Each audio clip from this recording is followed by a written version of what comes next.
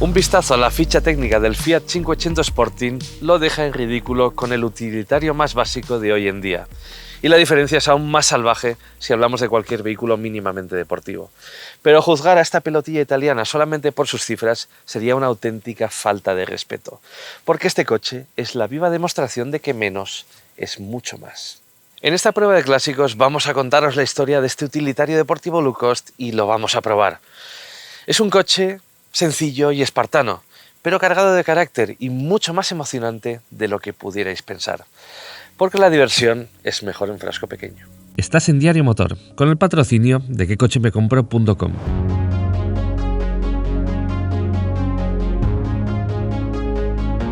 Aunque no lo parezca, la historia del Fiat 500 comienza a principios de los años 80 en Polonia, no en Italia. FSM, una joint venture entre Fiat y el fabricante polaco FSO, comienza a desarrollar un urbano low cost que pueda reemplazar a los Fiat 126 de producción local.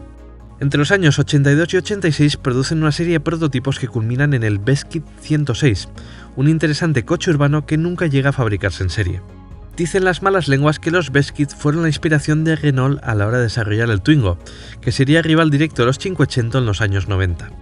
La caída del muro de Berlín y la transición de Polonia a una economía completamente capitalista fue traumática, y sin entrar en demasiados detalles permitió a Fiat producir el 500 a un coste realmente competitivo, haciendo rentable un proyecto cuya producción en serie comenzó en 1991.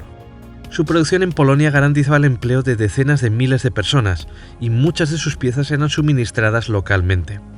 Estaba posicionado por debajo de los Uno, y se concibió como solución de movilidad low cost, como sucesor espiritual de los míticos 500. De ahí su nombre. El diseño del 500 era un diseño ultra racional y de orientación low cost. Aún así, tenía varios detalles inspirados en lanzamientos de la época de Fiat, por ejemplo el Fiat Tipo o también el lavado de cara del Fiat Uno. En la versión Sporting del 500 tenemos eso sí un kit de carrocería específico y además fijaos en ese precioso color giallo ginestra directamente heredado del mítico Lancia Delta Integrale. Vamos a ir viendo poco a poco su diseño y analizando todas las curiosidades porque os van a encantar.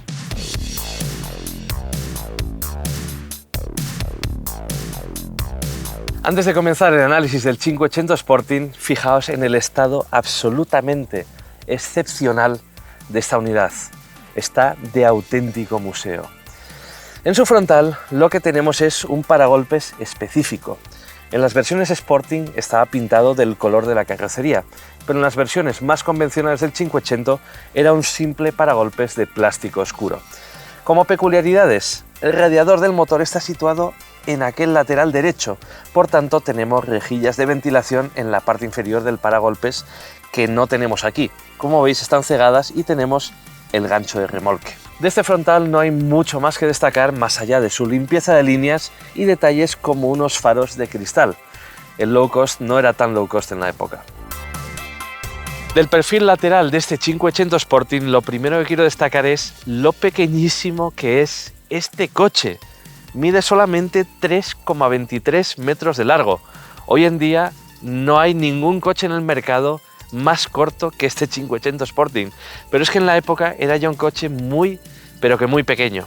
Además, fijaos su forma absolutamente cúbica diseñada para aprovechar al máximo el espacio interior.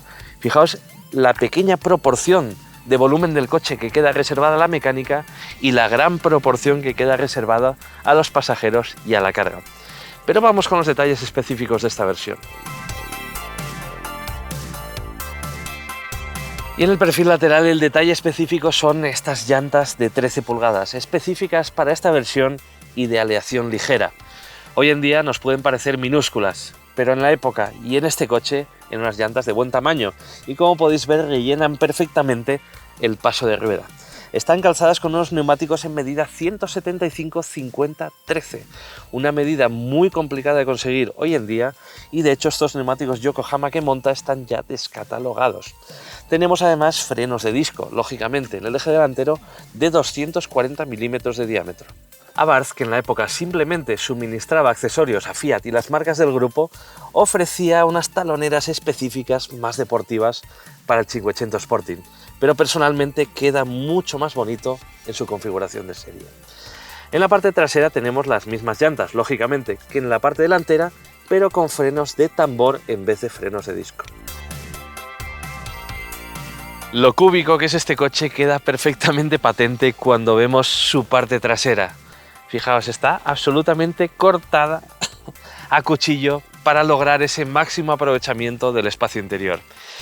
Pero en esta versión Sporting, que es lo que hemos venido a analizar, lo que tenemos es un paragolpes específico, de nuevo, pintado del color de la carrocería, una cola de escape ovalada original, como Dios manda.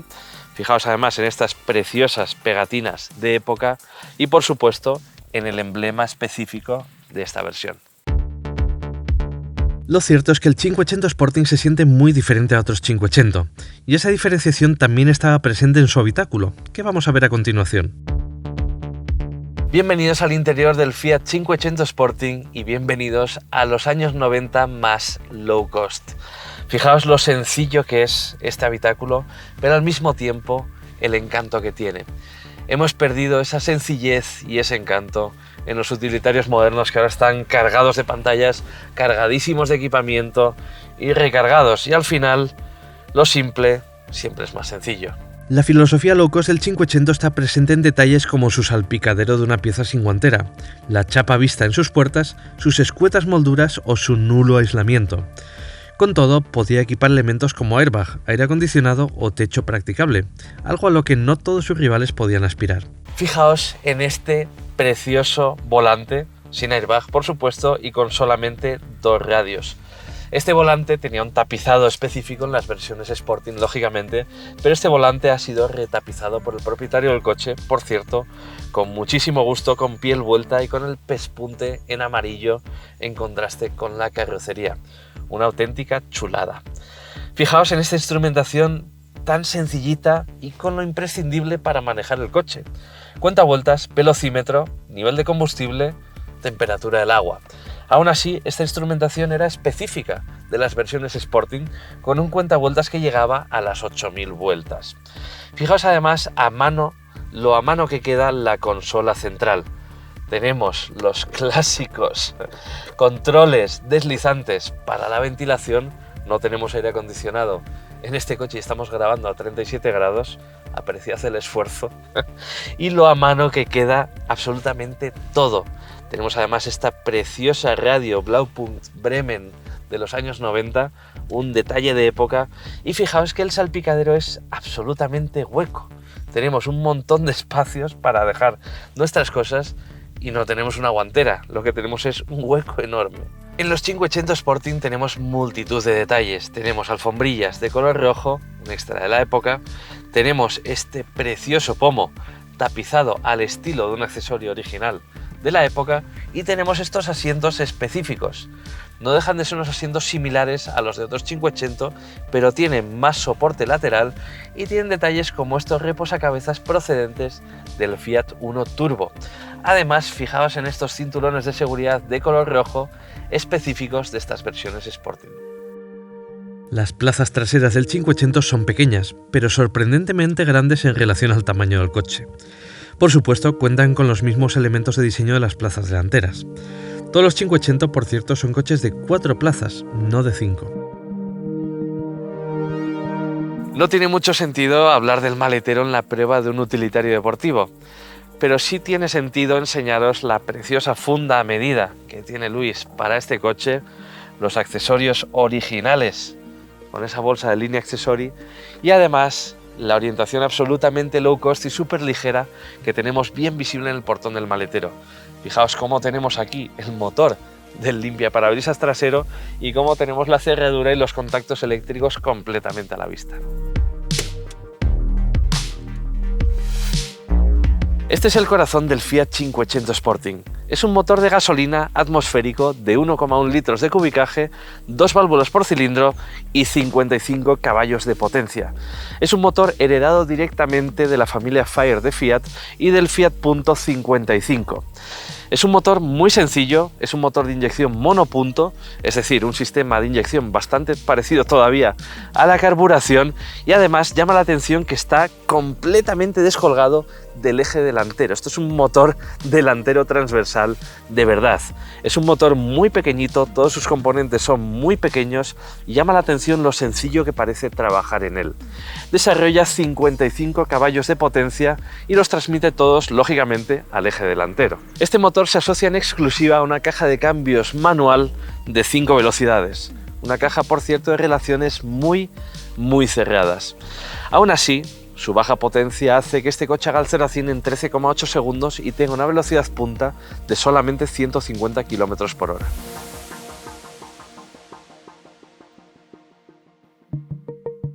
El motor Fire era construido de forma robotizada y nada tenía que ver con el resto de motores de los 580. La gama arrancaba con un sencillo bicilíndrico heredado del 126 de poco más de 700 centímetros cúbicos y apenas 30 caballos, aún equipado con carburador y montado curiosamente de forma longitudinal, además de un 4 cilindros de 0,9 litros, con una potencia de hasta 39 caballos e inyección monopunto.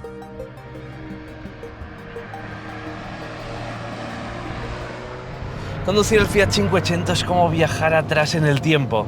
Es una experiencia de conducción muy visceral, muy analógica y muy de la vieja escuela. Y esto se debe a varios motivos. El primero, y quizás el más directo, es que tenemos una dirección que no está asistida. Está asistida por un par de brazos. Es una dirección que es muy precisa y además se carga de peso, notamos todo lo que ocurre bajo las ruedas y es en definitiva un claro guiño al pasado en el que los coches eran mucho más básicos. Tenemos también, como parte de esa experiencia de conducción de la vieja escuela, una visibilidad absolutamente espectacular. Este es un coche con mucha superficie acristalada. Aunque sea un coche tan pequeño, las ventanas son muy grandes en proporción al coche. Por tanto, tenemos una visibilidad hacia todos los ángulos fantástica.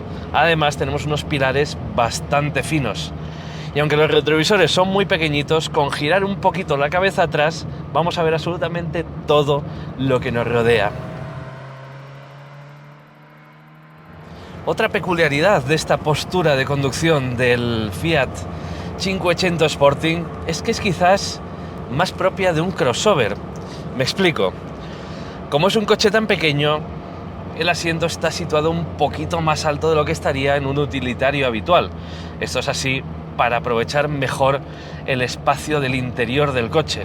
Además, como es un coche fundamentalmente urbano, nos va a permitir dominar el tráfico bastante mejor. Esta postura de conducción, por cierto, me recuerda mucho a la del Fiat Uno Turbo que probamos en el canal hace ya varios años. Hay más peculiaridades en este puesto de conducción. El volante no tiene ningún tipo de ajuste y aunque tiene un diámetro muy cómodo y propio incluso de un coche deportivo, para una persona de cierta talla y de cierta estatura, pues por ejemplo la rodilla nos va a chocar con el aro del volante a la hora, por ejemplo, de hacer un punta tacón. Esto a una persona más bajita que yo probablemente no le pasaría. El volante está a una distancia bastante buena de mí y el asiento, eso sí, sujeta muy bien el cuerpo, pese a que tampoco tiene grandes ajustes. Se puede desplazar longitudinalmente, se puede regular el respaldo y poquito más. Y otro detalle absolutamente anacrónico del Fiat 580 Sporting son sus pedales.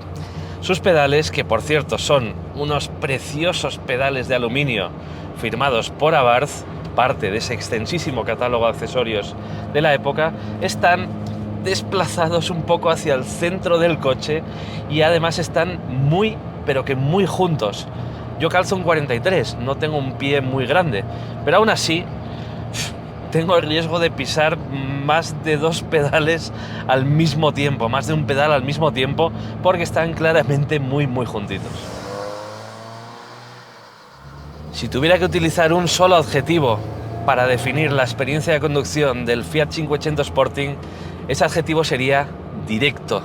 Todos los mandos tienen un tacto muy mecánico, muy visceral, bastante preciso, más preciso de lo que me esperaba, y es esa total ausencia de filtros la que nos lleva al pasado. Tenemos un cambio con recorridos relativamente largos, pero bastante precisos.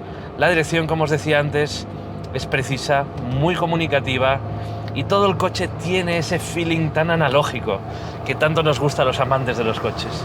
Y si tuviese que acompañar a ese adjetivo de otro adjetivo, ese segundo adjetivo sería divertido, porque este es un coche que desde el primer momento que lo conduces te pone una sonrisa en la cara que no se te borra hasta que te bajes del coche, aunque estemos muriéndonos de calor a 37 grados y esté a punto de darme un golpe de calor.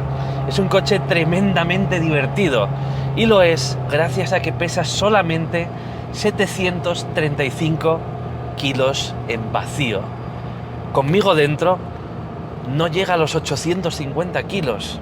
Es increíble lo que hemos perdido en el mundo del motor a causa de haber hecho nuestros coches extremadamente pesados. Un coche tan ligero como este no necesita mucha potencia para ser emocionante. El motor responde francamente bien. Escuchad cómo se estira. No nos llega a pegar al asiento, lógicamente, pero el coche gana velocidad y es una experiencia de conducción emocionante. No dirías que solamente tiene 55 caballos su motor. Parece realmente un motor del doble de potencia. Pero es que claro, tenemos una relación peso-potencia de 15,5 caballos por kilo. Y al final siempre vale más quitarnos un kilo antes de darnos un caballo. La ligereza obra maravillas para la dinámica de cualquier coche. De serie, la suspensión de este coche es más bien blandita. De hecho, empleaba los mismos amortiguadores en el eje delantero que el resto de 500. Es cierto que esta versión que estamos probando, este 500 Sporting de Luis, tiene algunas modificaciones, como por ejemplo una suspensión más dura, con muelles más duros, además de refuerzos en el tren delantero. Pero aún así, se siente un coche en absoluto incómodo, un coche que digiere muy bien los baches y que además combina todo eso con un paso por curva y una precisión realmente impresionantes. Nunca vamos a ir a ritmos carcelarios porque la potencia de este coche simplemente no nos lo permite. Ir a 70 km por hora por una carretera bien revirada se siente como ir a 200 km por hora con un compacto deportivo moderno. Y como siempre digo, es mucho más divertido ir cerca del límite en un coche lento y poco potente, además con reacciones auténticamente deportivas, que ir con miedo y con el culo bien apretado en un coche demasiado potente para nuestras carreteras y para nuestra DGT. Y por último, antes de cerrar este bloque dinámico, quería hacer hincapié en un detalle, y es que este coche me ha parecido sorprendentemente dócil de llevar rápido. Es un coche que no te va a poner en aprietos, es un coche que perdona los errores, quizás porque siempre vamos a ir a ritmos más o menos tranquilos a causa de su potencia, pero esa ligereza también juega a nuestro favor. Aún así, hay que tener en cuenta que es un coche de otra época, es un coche sin ayudas, es un coche sin controles y tenemos simplemente un sistema de ABS. Además, hay que tener en cuenta que al ser un coche tan ligero y con tan poquito peso, si ahuecamos en pleno apoyo, la zaga se puede descolocar fácilmente porque realmente apenas hay peso sobre ella. He de deciros que conducir este coche ha sido una de las mejores experiencias de conducción de este año. Es como conducir un car crecido, es como conducir una especie de mini clásico. Es una auténtica pasada y todo petrolhead debería experimentarlo.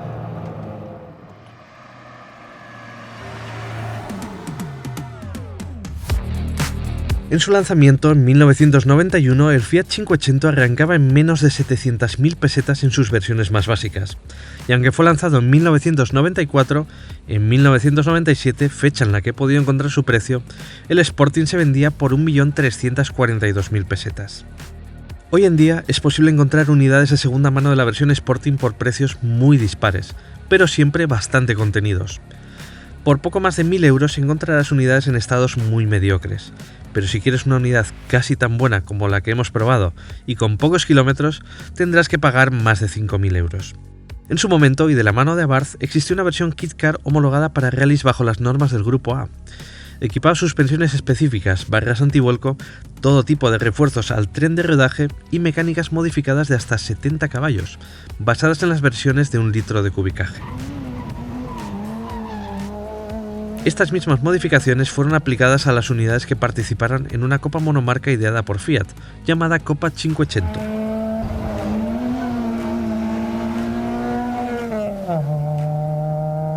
La conclusión de esta prueba es que menos es más. Por muy poco dinero en su época y muy poco dinero hoy en día en comparación con otros utilitarios deportivos, este coche ofrecía y ofrece diversión a auténticos raudales. El 500 Sporting era un coche que no se tomaba demasiado en serio a sí mismo. Pese a tener prestaciones claramente inferiores sobre el papel a las de todos sus rivales directos, este es un coche que es verdaderamente emocionante. Es un coche que te pone una sonrisa en la cara a la hora de conducirlo sin romper los límites de velocidad en una carretera ratonera como la que hemos tenido el placer de disfrutar en este día. Es en definitiva un auténtico juguete. Me ha encantado conducir este 500 Sporting y espero que este vídeo os haya servido para ver más allá de sus 55 caballos y su curiosa estética y entender esa filosofía ya perdida del auténtico minimalismo aplicado a un utilitario deportivo extremadamente divertido. Muchas gracias, Luis, por dejarnos tu coche y nos vemos en otra prueba de clásicos. Hasta pronto.